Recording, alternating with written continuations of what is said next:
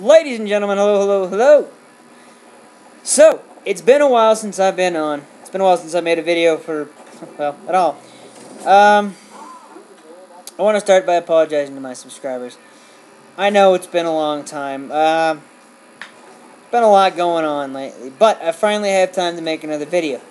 Now, in the last video I uploaded, I said finally Alviman was back, and finally we were going to have the return of the ACW. Now, we did actually record another episode of ACW, but it never got uploaded. So tomorrow WWE 12 comes out.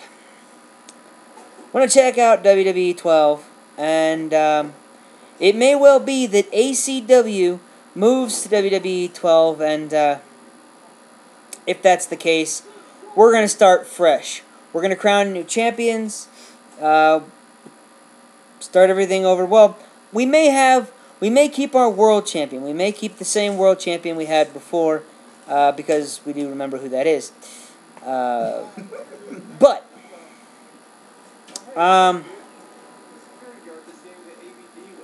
and that was, of course, the GR8 one that just walked behind me.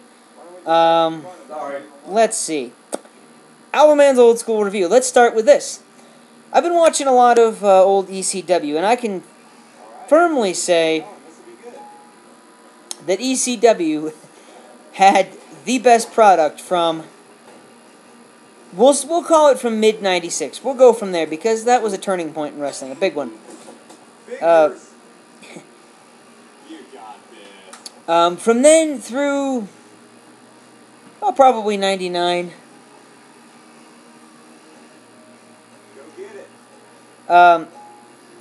ECW really put out the best product. No, they didn't have the production value that you know, a WWF or WCW did, but they put on really good matches, and that is, as far as I'm concerned, what counts.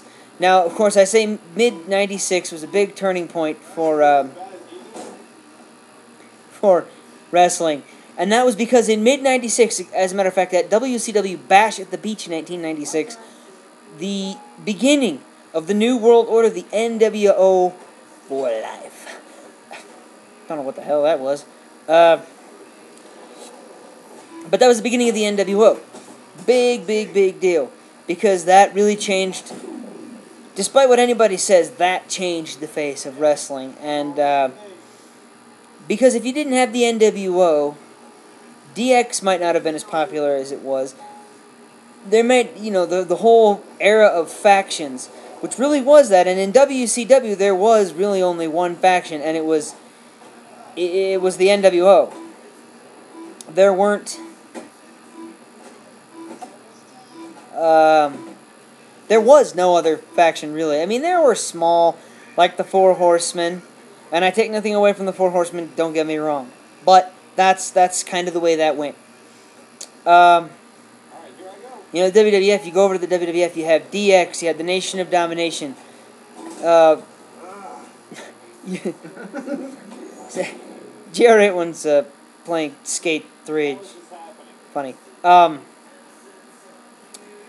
Let's see, I'm sure there were other factions other than those two. We had like the DOA, the Bariquas, the Oddities. But you know, you wouldn't have seen really any of that if not for the NWO, really. And, you know, the Four Horsemen even started the whole idea of faction. They were really the first big one. And, but there you go. Now, ECW, on the other side of this, didn't really have any factions. They had,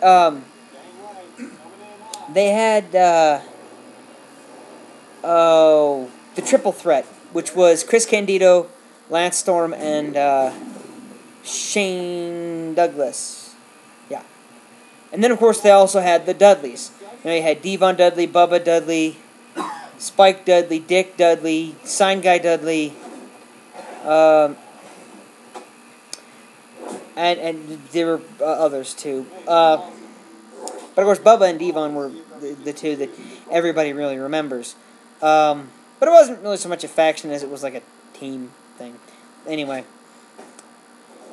if you don't believe me when I say ECW was putting out a better product, go back to that mid to late 90s. Take a look at ECW. Watch the feud, for example, between Jerry Lynn and Rob Van Dam. Or, you know, there was matches between Rob Van Dam and Sabu that were epic. Super Crazy versus Yoshihiro Tajiri. There were others, too, you know. I don't remember them all off the top of my head, but I've watched a lot of this. Now, you go really before 96 with ECW, and, you know, for those that are hardcore ECW fans, back then, they were, you know, the big thing was really the feud between Tommy Dreamer and Raven. That was the big thing that was going on, and, of course, Raven had his crony, Stevie Richards, who was a total doofwad. But I take nothing away from Stevie Richards. He was a fantastic wrestler for as little as he really accomplished in his career, which was unfortunate. But anyway,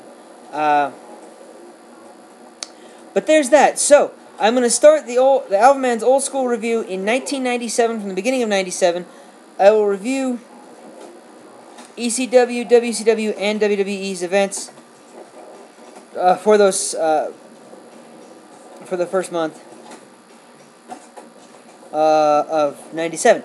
That'll be in my next video. And until then, ladies and gentlemen, I am Alviman1. As always, peace.